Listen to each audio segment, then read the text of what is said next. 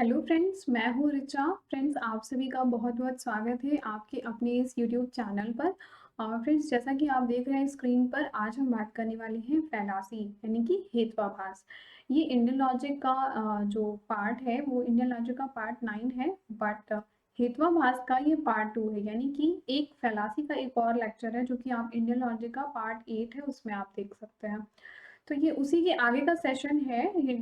जो भी चीज़ें हमने पहले पढ़ ली हैं, हमने बेसिक काफ़ी चीज़ें, काफ़ी बात जो प्रीवियस वाले लेक्चर उसमें कर ली है। इस वीडियो में मैं आगे की आपके साथ बात करने वाली हूँ।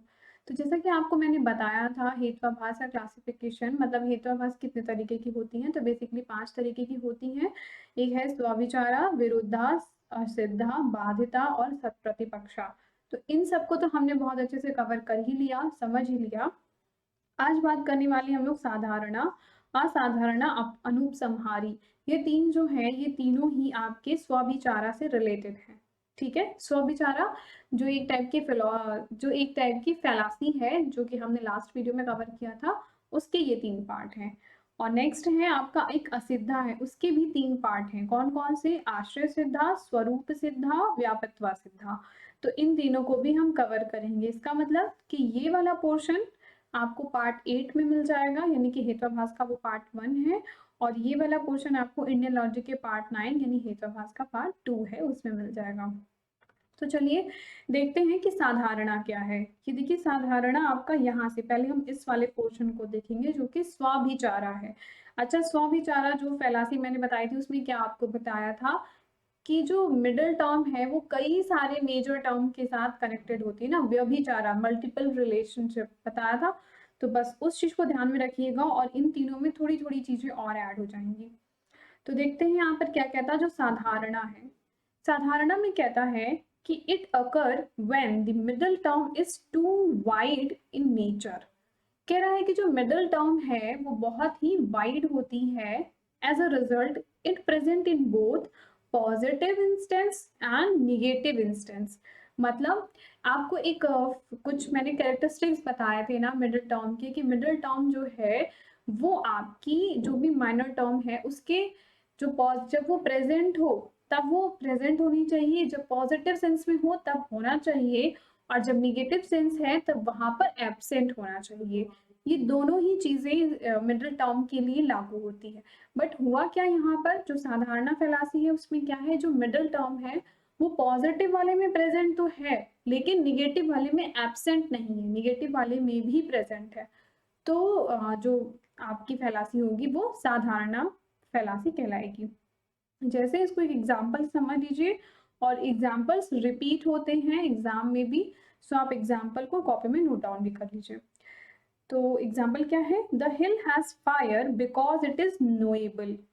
अब कहता है कि आपको मैंने एक स्ट्रक्चर बताया था। सबसे पहले आपको क्या करना है, एक बिकॉज जो टर्म है उसको आइडेंटिफाई करना है। बिकॉज के बाद जो भी लिखा होगा उसमें आपको देखना है कि वहां पर आपकी मिडिल टर्म होगी। बिकॉज के जस्ट पहले आपका जो आएगा वो होगी मेजर टर्म, और उसके पहले आती है आपकी माइनर टर्म। ये एक स्ट्रक्चर होता है, ये फिक्स स्ट्रक्चर कह लीजिए, फॉर्मूला कह लीजिए। तो एक फिक्स स्ट्रक्चर है जो कि आपके फैलासी समझने के लिए काफी हेल्पफुल है। तो सबसे पहले आपको बिकॉज को ढूंढना है और मिडिल टर्म को देखना है। तो मिडिल टर्म क्या है यहाँ पर? नोएबल। तो मिडिल टर्म जो नोएबल है वो कह रहा है कि the hill has fire because it is knowable. इसके कहने का मतलब है कि जो भी चीज नोएबल है वो सभी फायर है। तो इस दिस हिल हैज फायर, वो जो हिल है वहां पर फायर है क्योंकि ये नोएबल है, क्योंकि जो हिल है वो नोएबल है। तो अब आप बताइए कि जो ये हिल है वो नोएबल है।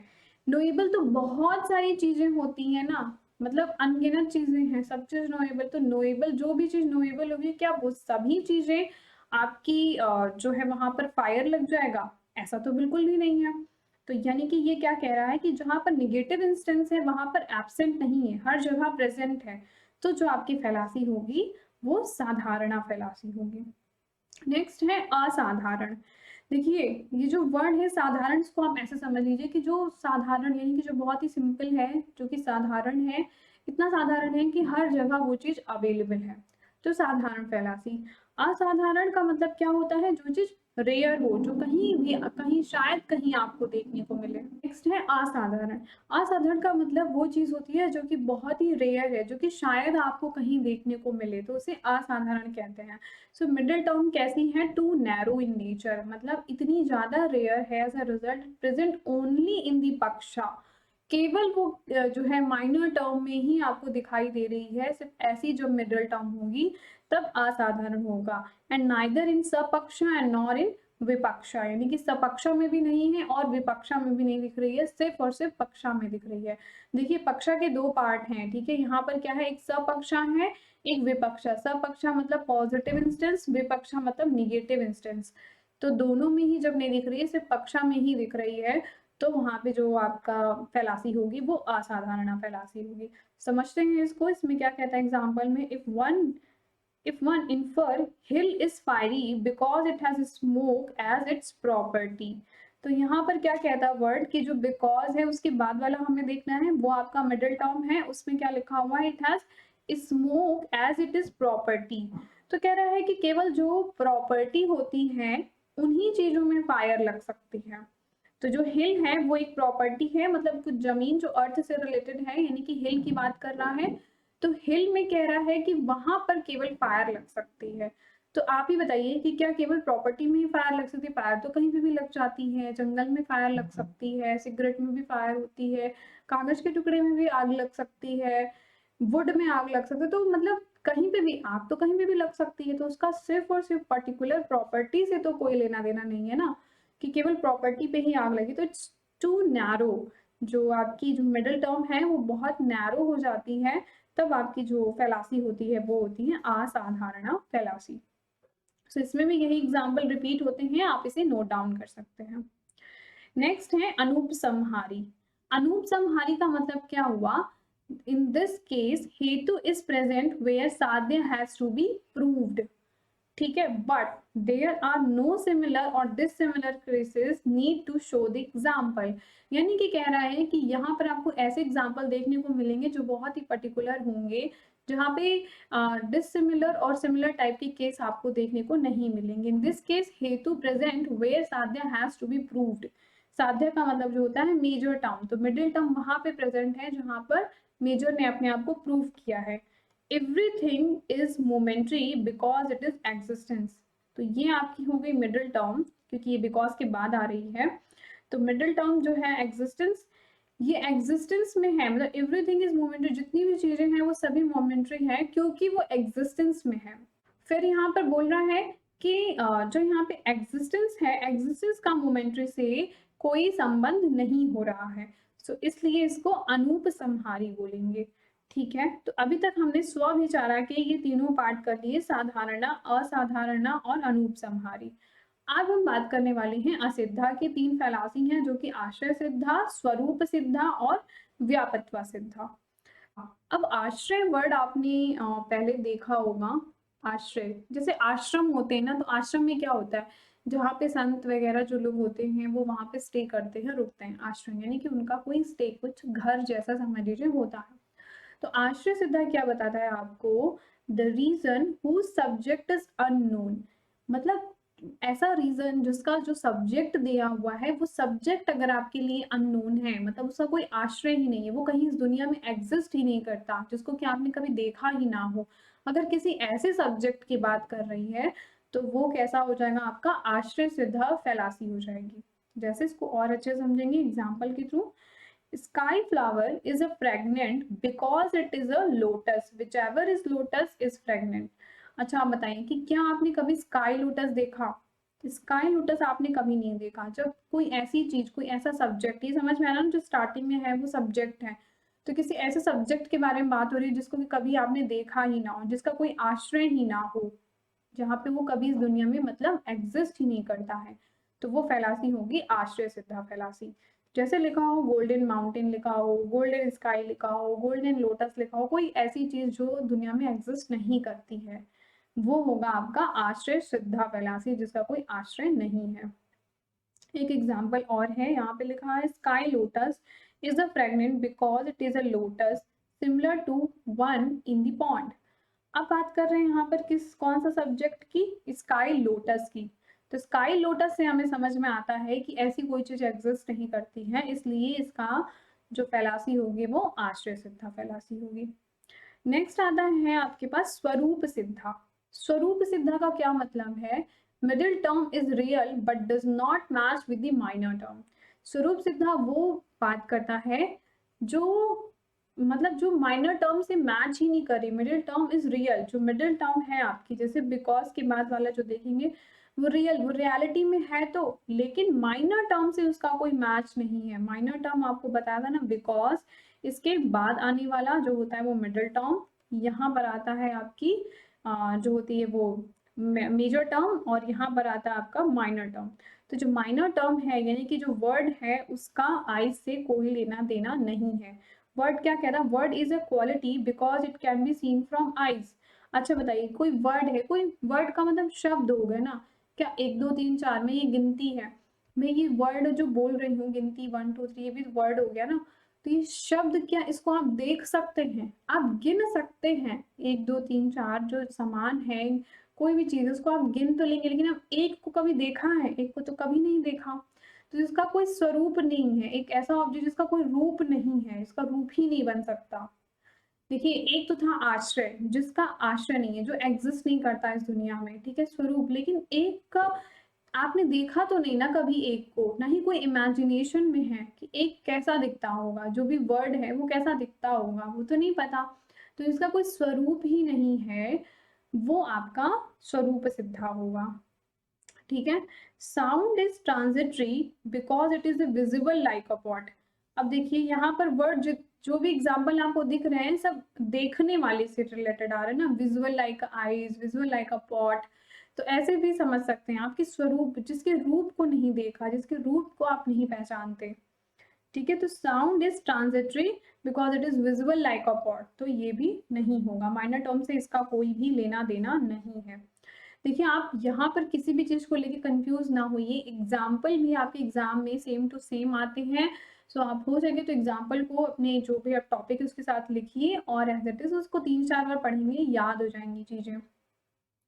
नेक्स्ट आता है व्यापत्वा सिद्धा। व्यापत्वा में क्या कहता है? Middle term does not prove the minor term. Middle term minor term को प्रूव नहीं करती है।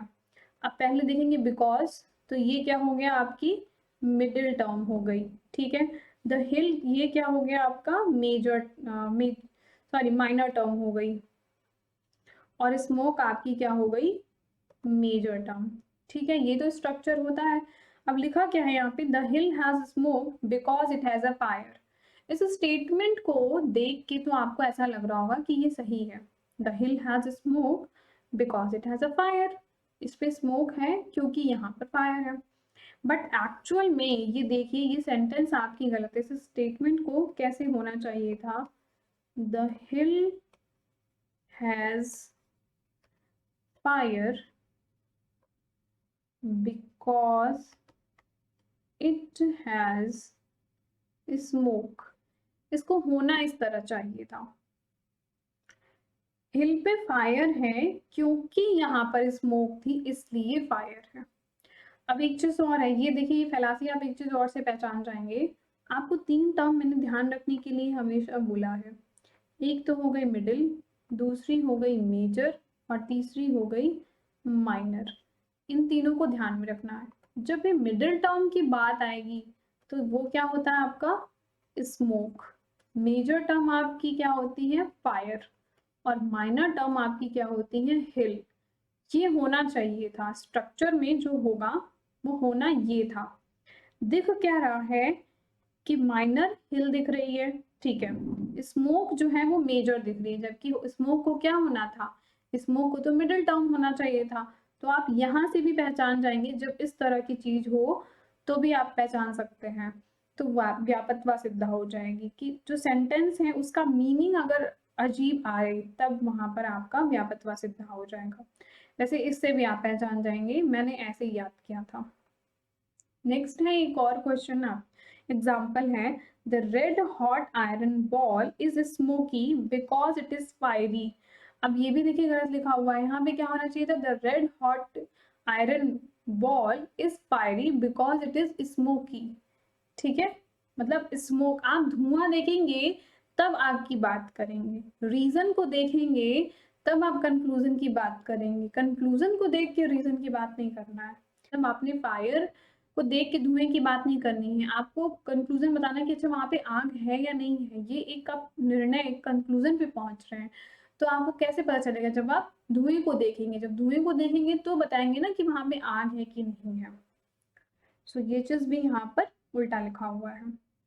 अब स्टार्ट करते हैं अपने प्रीवियस ईयर के क्वेश्चन, जो कि बहुत इंपॉर्टेंट है और अब आपके कॉन्सेप्ट का यहाँ पर अब एप्लीकेशन होगा। तो देखते हैं फर्स्ट क्वेश्चन में क्या है। In the statement the hill has smoke because it has a fire, what type of fallacy may be identified. तो यहाँ पे स्टेटमेंट में क्या कह रहा है? The hill has smoke because it has a fire. अभी आपको बताया कि ये क्या है, ये उल्टा लिखा हुआ है, इसको क्या होना चाहिए था? The hill has fire because it has a smoke. तो ये कौन सी फैलासी होगी? ये आपकी व्यापत्वा फैलासी होगी यहाँ पर। नेक्स्ट है golden mountain is a fiery because it is smoky. अब देखिए इस स्टेटमेंट को पढ़ के ही आप समझ गए कि ये गोल्डन माउंटेन है, तो ये कौन सा होगा? वो ऐसी चीज जो कि इस दुनिया में एग्जिस्ट ही नहीं करती है, जिसका कोई आश्रय ही नहीं है, वो आश्रय सिद्धा हो जाएगी। ठीक है। नेक्स्ट क्वेश्चन क्या कहता? What type of fallacy is implied in the following? Fire is a cold because it is substance. अब ये चीज आपको मैंने लास्ट वाले लेक्चर में बताई थी कि यहाँ पर जब भी आप ऐसी कोई चीज देखें कि फायर और कोल्ड, मतलब फायर और कोल्ड को रिलेट कर रहा है, यहाँ पर होता क्या है कि जो माइनर टर्म है और जो मेजर टर्म है, एक दूसरी, आपको पता है कि ये जो मेजर टर्म यहाँ पर लिखी गई है, आपको ये पता है कि एक स्ट्रॉन्ग प्रमाणा कि आपने प्रत्यक्ष रूप से देखा हुआ है कि जो आग है वो कभी भी कोल्ड नहीं होती, वो हॉट होती है। ठीक है। तो यानी कि एक आपको अलग से वो ज्ञान जो आपके परसेप्शन में है, जो प्रत्यक्ष रूप से आपने देखा, उस ज्ञान को यहाँ पर आप लगाएंगे, तब आप यहाँ पर देखेंगे तो पता चलता है कि फायर का कोल्ड से कोई रिलेशन नहीं होता है। और जब ऐसी बात आती है फायर और कोल्ड, या ऐसी जहाँ पे हम अपने परसेप्शन को यूज कर रहे हैं, अपने ज्ञान को यूज कर रहे हैं, तो उसको वहां पर आंसर होता है बाधिता। ठीक है, बाधित। नेक्स्ट क्वेश्चन क्या कहता है? Sky flower is a fragrant because it is lotus. For example whichever is lotus is fragrant, lotus is growing in that pond, mention the type of fallacy. तो देखिए इतना सब आपने स्टेटमेंट पढ़ा, but आपको एक वर्ड से ही पता चल गया कि यहाँ पर कौन सा वाला आंसर होगा। सबसे पहले तो क्या वर्ड लिखा हुआ है? Sky flower. स्काई फ्लावर है तो वो ऐसी चीज जो दुनिया में एग्जिस्ट ही नहीं करती, जो एग्जिस्ट ही नहीं करेगी वो क्या हो जाएगी? वो आपकी हो जाएगी आश्रय सिद्धा, जिसका कोई आश्रय ही नहीं है, जो इस दुनिया में एग्जिस्ट ही नहीं करता। जैसे golden mountain, sky flower, sky lotus, ऐसे वर्ड लिखे हुए हैं, तो वो आश्रय सिद्धा हो जाएगी। ठीक है। यहाँ पर देखिए एक बार और मैंने बताया हुआ है कि स्काई फ्लावर लिखा हो, गोल्डन माउंटेन, गोल्डन स्काई, तो ये आश्रय सिद्धा से रिलेटेड होगा। नेक्स्ट क्वेश्चन क्या है? Fire is not warm because it is produce such as water. अब यहाँ पर बताना है कि कौन सी फैलासी होगी। तो एक तरफ लिखा है फायर और यहाँ पर लिखा हुआ है नॉट वार्म। तो भाई फायर वार्म होती है, ये बात हमें कैसे पता है? ये हमें प्रत्यक्ष रूप से देखा हुआ है, हमारा स्ट्रॉन्ग परसेप्शन है, स्ट्रॉन्ग प्रमाणा है, जिससे हमें ये पता चल रहा है कि फायर जो है वार्म है। ठीक है। तो इस तरह की जब चीजें होंगी तब वहां पर क्या आएगा? बाधिता। देखिए जो बाधित है, ये मैंने लास्ट लेक्चर में आपको बताया भी था कि जो बाधिता होता है उसमें non inferential contradictory middle term, जो मिडिल टर्म होती है वो कॉन्ट्राडिक्टरी होती है, इससे आप कुछ इन्फर नहीं कर सकते। एंड जो माइनर टर्म है वो अपोज बाय स्ट्रॉन्ग प्रमाणा contradict through the self perception, आपका खुद का परसेप्शन है कि फायर जो है कोल्ड नहीं होती है। सो आंसर यहाँ पे बाधिता हो जाएगा। नेक्स्ट क्वेश्चन क्या कहता है? Consider the argument provided below, sound is permanent because it is produce like a jar. अच्छा एक बात बताइए कि कोई भी चीज जो प्रोड्यूस हो रही हो वो परमानेंट तो नहीं होती ना। कोई भी चीज जो प्रोड्यूस हो रही है उसको एक ना एक दिन तो खत्म होना ही है, एक ना एक दिन तो उसका अंत होना ही है। तो ये कह रहा है कि जो साउंड है वो परमानेंट है क्योंकि कुछ ऐसे एग्जाम्पल की बात किया जो कि प्रोड्यूस होता है। तो ये तो क्या है, ये कैसी फैलासी है, ये फैलासी ऐसी है जो कि मतलब जो इसका रीजन दिया हुआ है वो रीजन गलत है। साउंड इज परमानेंट, ये बात तो ठीक है कि साउंड परमानेंट हो सकता है, मतलब साउंड परमानेंट है, बट इसका जो रीजन है बिकॉज के बाद आप देखिए it is produce like a jar, तो ये रीजन गलत है।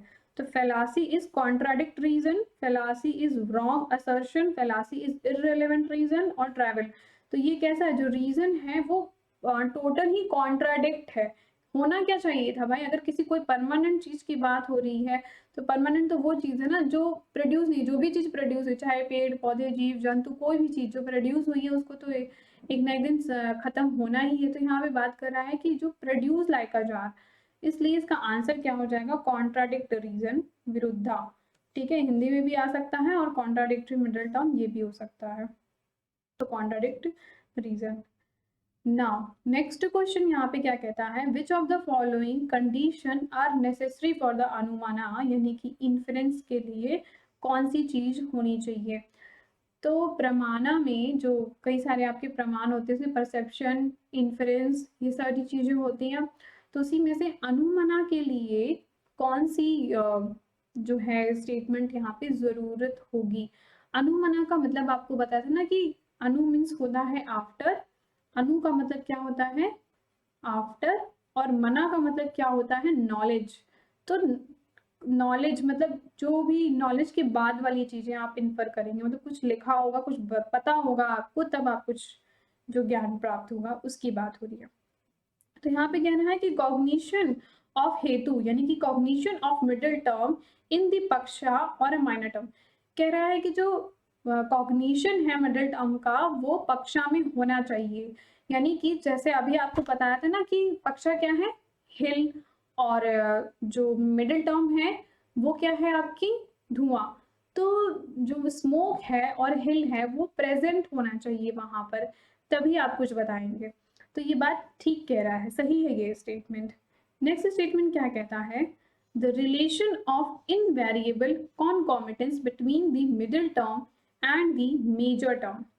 तो कह रहे हैं यहाँ पर कि जो रिलेशन है मिडिल टर्म का मेजर टर्म के साथ उसको इनवेरिएबल कॉन्कॉमिटेंस कहते हैं।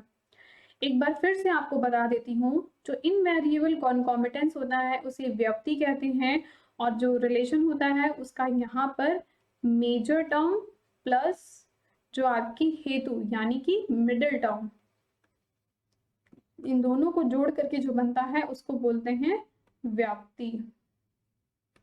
और इस व्यक्ति को इनवेरिएबल कॉन्कॉमिटेंस भी बोलते हैं।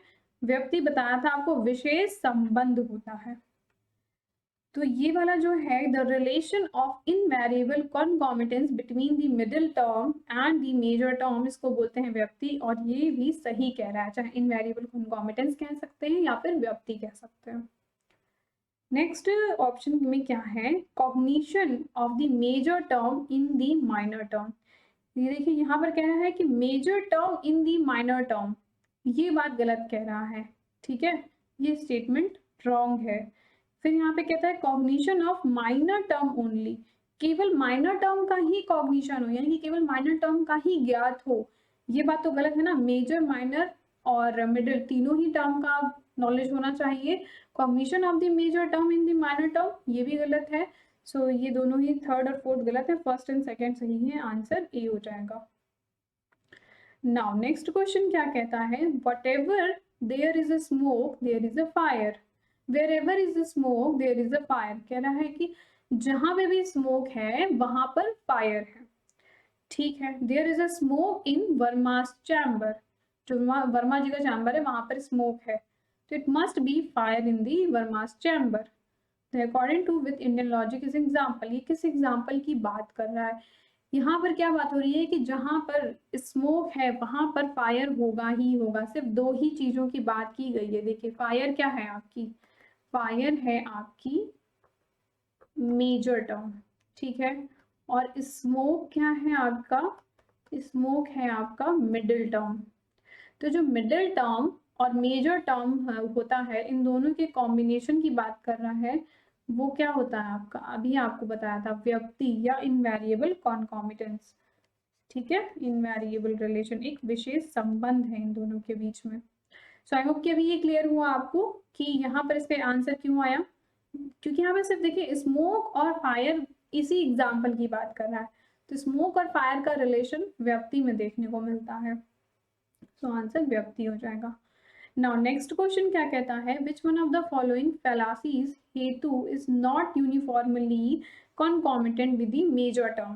कह रहा है कौन सी फैलासी अराइज होती है जब मिडिल टर्म यूनिफॉर्मली ना अटैच हो मेजर टर्म के साथ।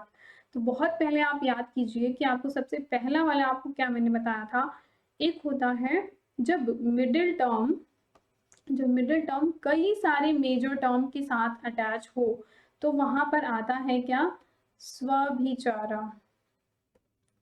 स्वभिचारा नाम की फैलासी आती है। बहुत बेचारा हो जाता है ना जो मिडिल टर्म है, समझिए middle term is like a girlfriend, ठीक है, और वो क्या हो रही है, जो मेजर टर्म है वो एक बॉयफ्रेंड के साथ रह ही नहीं रही, उसके कई सारे बॉयफ्रेंड हैं, तो वहां पर क्या बन जाता है, वहां पर स्वभिचारा बन जाता है।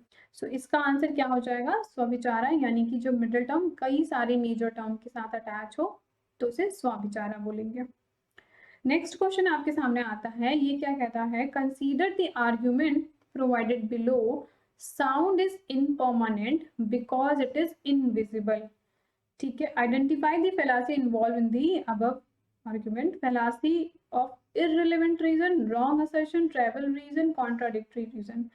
अब यहाँ पे बोल क्या रहा है कि जो साउंड है वो इम्परमानेंट है, ठीक है, क्योंकि इनविजिबल है। जो भी चीज इनविजिबल है क्या वो इम्परमानेंट है, यानी कि हम ये कह सकते हैं कि जो भी चीज विजिबल है वो सभी परमानेंट है, ऐसा तो नहीं है, तो बिल्कुल ही गलत है। तो क्या हुआ कि साउंड इम्परमानेंट है, लेकिन ये विजिबल और इनविजिबल से इसका लेना देना नहीं है। तो यहाँ पर जो रीजन दिया हुआ है कि विजिबल इनविजिबल, वो रीजन गलत है, इसलिए इसका आंसर ए हो जाएगा। ठीक है, सो इस वीडियो में इतना ही। आई होप कि आपको फैलासी बहुत अच्छे से समझ में आ गई होगी।